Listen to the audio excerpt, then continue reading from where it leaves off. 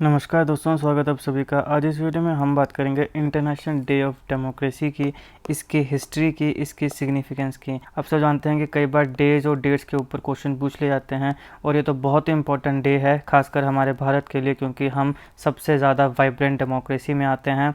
तो इसलिए international day of democracy को हम अच्छे से कवर करेंगे। आप इस वीडियो को अंत तक देखिएगा। चैनल पर ना तो सब्सक्राइब अवश्य करिएगा। और politics, economy, GK, geography, science, environment and ecology की तमाम वीडियोज़ को देखने के लिए एक बार हमारी प्लेलिस्ट को जरूर चेक करिएगा। चलिए शुरुआत करते हैं। देखिए, इंटरनेशनल डे ऑफ डेमोक्रेसी हर साल 15 सितंबर को मनाया जाता है।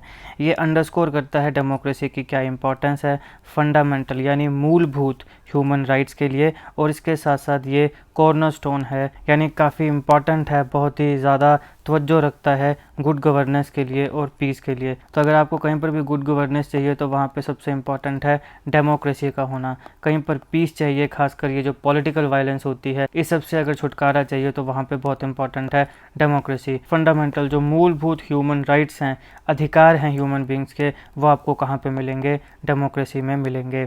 इसको सबसे पहले 2007 में इस्टेब्लिश किया गया था। एक रेजोल्यूशन पास हुआ United nation general assembly UNGA के द्वारा, और ये दिन हमें याद दिलाता है कि डेमोक्रेसी का क्या एसेंशियल रोल है, क्या इंपॉर्टेंट रोल है पूरी दुनिया में सोसाइटीज़ को शेप करने के लिए। अब डेमोक्रेसी जो है ये ग्रीक भाषा के दो शब्दों से मिलकर बना है, डेमोस और क्रेटोस। डेमोस का मतलब होता है सिटीजन ऑफ अ सिटी और स्टेट, एक स्टेट के जो सिटीजन्स हैं, जो लोग हैं।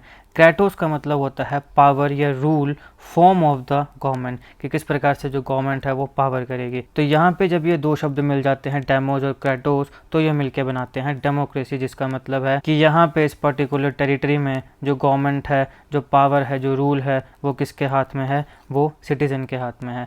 और ऑब्वियसली आपके हाथ में, इसलिए 5 साल में चुनाव आते हैं और उन चुनावों में आप वोट देते हैं और अपने मनपसंद जो पार्टी है, जो पॉलिटिशियन है, MLA MP है, उसको आप जिताते हो। तो ये डेमोस प्लस क्रेटोस बनता है डेमोक्रेसी, और ये डेमोक्रेसी कोर वैल्यू है यूनाइटेड नेशंस की। यहाँ पे कुछ प्रिंसिपल्स आते हैं, जैसे रिस्पेक्ट फॉर ह्यूमन राइट्स, मानव अधिकारों के लिए रिस्पेक्ट होनी चाहिए। फंडामेंटल मूलभूत फ्रीडम होनी चाहिए, ठीक है, आज़ादी होनी चाहिए। फिर प्रैक्टिस ऑफ होल्डिंग पीरियोडिक, जैसे हर 5 साल में एक बार होते हैं ना, तो पीरियोडिक। और जेन्युइन, जेन्युइन मतलब कि कोई धांधली नहीं होनी चाहिए।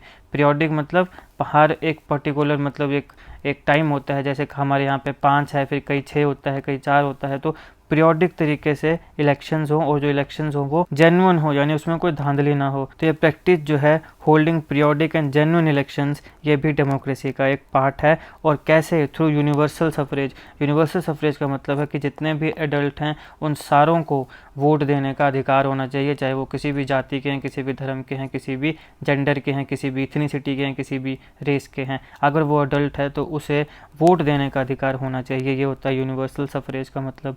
तो ये कुछ इंपॉर्टेंट प्रिंसिपल्स आते हैं डेमोक्रेसी के। एक बार फिर देखिए, ह्यूमन राइट्स जो मानव अधिकार है उनके लिए रिस्पेक्ट होनी चाहिए, फंडामेंटल फ्रीडम होनी चाहिए, और प्रैक्टिस ऑफ होल्डिंग पीरियोडिक यानी एक समय के बाद, और जेन्युइन बिना धांधली के इलेक्शंस, इनको होल्ड किया जाना चाहिए, ये प्रैक्टिस होनी चाहिए।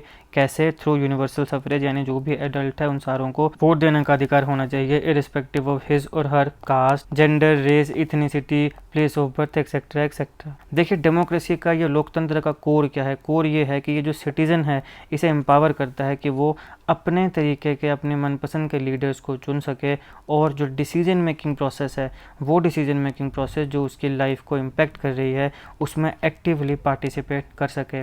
तो इंटरनेशनल डे ऑफ डेमोक्रेसी का सिग्निफिकेंस क्या है? सिग्निफिकेंस ये है कि यूनाइटेड नेशन ने डेमोक्रेसी को रिकॉग्नाइज़ किया है, ना सिर्फ एक डेस्टिनेशन बल्कि एक कंटिन्यूस प्रोसेस। अब इसका मतलब क्या हुआ? अब मान लो कि किसी एक देश में डेमोक्रेसी नहीं है, तो वहाँ पे डेमोक्रेसी होनी चाहिए।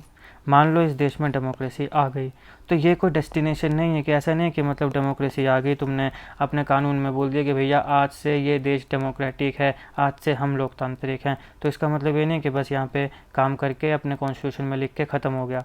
ये कंटिन्यूस प्रोसेस है, यानी कि डेमोक्रेसी, अगर तुम बोलते हो कि हम डेमोक्रेटिक हैं, हम लोकतांत्रिक हैं, तो वो मूल्य जो हैं वो हमेशा तुम्हारे देश में, सरकारों में, सरकार के कामों में दिखने चाहिए। अगर वो नहीं दिखते हैं तो मतलब वो डेमोक्रेसी सिर्फ नाम की ही रह गई। तो इसलिए ये कंटिन्यूस प्रोसेस है, मतलब ऐसा नहीं है कि आपने एक बार डेमोक्रेसी को अचीव कर लिया तो सब कुछ हो गया। डेमोक्रेसी अचीव करने के बाद डेमोक्रेसी बनी रहनी चाहिए, ये इंपॉर्टेंट है। तो इसलिए जो डेमोक्रेसी है ये सिर्फ डेस्टिनेशन नहीं है बल्कि ये एक कंटिन्यूस प्रोसेस है। ये कारण है कि जो इंटरनेशनल डे ऑफ डेमोक्रेसी है ये एक एनुअल यानी साल में एक बार अपॉर्चुनिटी रहता है कि जितनी भी डेमोक्रेसीज़ हैं ग्लोबली उनकी क्या स्टेट है, किस प्रकार से वो फंक्शन हो रही हैं, उसको असेस किया जाए। असेस करके देखा जाए कि यहाँ पे असल में डेमोक्रेसी जो है वो प्रैक्टिस हो रही है या नहीं हो रही है। ये डेमोक्रेसी के जो कुछ आइडियल्स हैं उन्हें एम्फेसाइज करता है। वो आइडियल्स जो तभी रियलाइज़ किए जा सकते हैं जब इंटरनेशनल कम्युनिटी की पूरी सपोर्ट होगी, पूरी उनकी पार्टिसिपेशन होगी। इसके साथ साथ जितने भी नेशनल गवर्निंग बॉडीज़ हैं, सिविल सोसाइटीज़ हैं, इंडिविजुअल्स हैं, इन सारे की पार्टिसिपेशन होगी, इन सारे की सपोर्ट होगी, तभी डेमोक्रेसी के जो आइडियल्स हैं उनको रियलाइज़ किया जा सकता है। तो यही कारण है कि यहाँ पे एम्फेसाइज किया जाता है कि जितने भी हमारे यहाँ पे इंटरनेशनल कम्युनिटी है, इंडिविजुअल्स हैं, सिविल सोसाइटीज़ हैं, नेशनल गवर्निंग बॉडीज़ हैं, वो सारी की सारी इसमें पार्टिसिपेट करें और इसको सपोर्ट करें ताकि हम इस दुनिया को असल मायने में डेमोक्रेटिक वर्ल्ड बना सकें, ताकि हर एक ह्यूमन के पास अपने राइट्स हों, अपने अधिकार हों, दुनिया में पीस आए, शांति आए। हर साल कुछ ना कुछ इवेंट्स और एक्टिविटीज़ ऑर्गेनाइज की जाती हैं पूरी दुनिया में ताकि इंटरनेशनल डे ऑफ डेमोक्रेसी को मनाया जाए। अब यहाँ एक इम्पॉर्टेंट चीज़ आती है थीम। देखिए यहाँ तक मैंने आपको जितना भी बताया वो सब क्या है, स्टैटिक है, यानी कि अगर आज से आप 5 साल के बाद 10 साल के बाद भी इस वीडियो को देखोगे तो यहाँ तक जो मैंने आपको चीज़ें बताई हैं वो सेम रहेंगी हर साल। लेकिन चेंज क्या होगा, हर साल चेंज होगा थीम। तो आप जब भी इस वीडियो को देख रहे हैं, मान लो अगर आप 2024 के सितंबर 15 से पहले ये देख रहे हैं तब तो ये वीडियो ठीक है, उसके बाद अगर आप देख रहे हैं तब भी ये वीडियो ठीक है, लेकिन उस समय आपने थीम को देख लेना है उस पर्टिकुलर ईयर की। अगर आप 24 में देख रहे हैं, 25 में देख रहे हैं, 27 में देख रहे हैं तो ध्यान रखना है आपने कि उस समय जो थीम होगी उसको आपने देख लेना है। बाकी तो जो मैंने आपको अभी तक कवर कराया वो एकदम डिट्टो बिल्कुल परफेक्ट है। क्वेश्चन अगर बनेगा तो इससे ही बनेगा। और सबसे इंपॉर्टेंट यहाँ पे डेट है। बाकी हमने देख लिया डेमोक्रेसी क्या होती है, डेमोक्रेसी का क्या मतलब होता है, डेमोक्रेसी किन 2 शब्दों से मिलकर बनी है और इंटरनेशनल डे ऑफ डेमोक्रेसी की सिग्निफिकेंस क्या है। ये कोई चेंज नहीं होने वाली है, चेंज होगी जो थीम होगी। तो अभी 2023 में क्या थीम है, थीम है एम्पावरिंग द नेक्स्ट जनरेशन। आने वाली युवा पीढ़ी को हम एम्पावर करें, सशक्त बनाएं। ये इंटरनेशनल डे ऑफ डेमोक्रेसी 2023 की थीम है। अगर आप इसको लेट देख रहे हैं तो उस साल की क्या थीम है उसको आपने अच्छे से देख लेना है। 24 के केस में आप सब जानते हैं कि जब 15 सितंबर को ये मनाया गया तो 15 सितंबर 2024 को जब इंटरनेशनल डे ऑफ डेमोक्रेसी मनाया जाएगा तब फिर उसकी नई थीम आएगी। तो इस प्रकार से आपने देख लेना है कि कौन से ईयर में आप देख रहे हो और उस हिसाब से आपने थीम को चेक कर लेना है। वैसे आप हमारे चैनल के साथ जुड़े रहे तो हम इन सारी की सारी थीम्स को आपको बताते भी रहेंगे कि कब कौन से दिन मनाया जा रहा है और उसकी क्या थीम है। ये था इस लेक्चर का एनालिसिस। आई होप आपको वीडियो अच्छी लगी हो। अगर आपको अच्छी लगे तो लाइक करिएगा, शेयर करिएगा। Politics, economy, GK, geography, science, math, ecology की तमाम वीडियोस को देखने के लिए एक बार हमारी प्लेलिस्ट को जरूर चेक करिएगा और जीके करंट अफेयर की ऐसी वीडियोस को देखने के लिए हमारे चैनल को सब्सक्राइब करिएगा। Thank you so much for watching.